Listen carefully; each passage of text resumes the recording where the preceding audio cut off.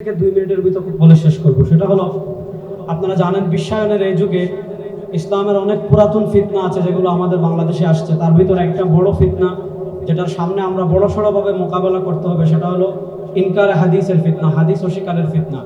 আপনারা জানেন ইতিমধ্যে বাংলাদেশে অনেকগুলো প্রতিষ্ঠা হয়েছে যারা এগুলো কাজ করতে, যেমন QRF কোরআন রিসার্চ ফাউন্ডেশন ডক্টর মতিয়ারের, কাফ আছে ডক্টর আবু সাইদ খানের, যাকে আমাদের শিক্ষা সিলেবাসের ইসলাম শিক্ষা বই সম্পাদনা করার জন্য দায়িত্ব দেওয়া হয়েছিল।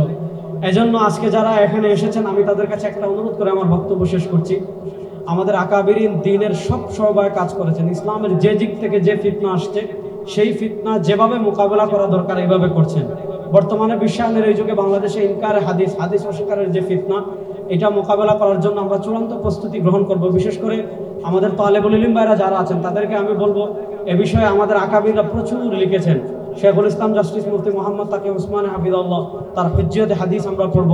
ডক্টর মুস্তাফা সিবাই রাহিমাহুল্লাহ রাসুন্নাহ ওয়া মাকানাতুহা ফি তাশরিউল ইসলামি পড়ব। ডক্টর আবু শাহবার দিফা আনিস সুন্নাহ আমরা পড়ব।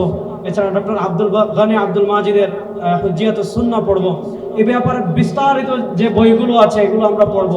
এবং আহলে কোরআন আমি বলছি না, মানে মুনকিরিন হাদিস যে প্রসঙ্গগুলোতে অ্যাটাক করে, যেমন তাদের মৌলিক যে অভিযোগ হাদিস লেখা হয়নি, এটার উপর আল্লামা মোনাজির হাসান গিলানী রাহিমাহুল্লাহ তাদবিনে হাদিস আছে, আব্দুর রশিদ নোমানী রাহিমাহুল্লাহ লেখা আছে।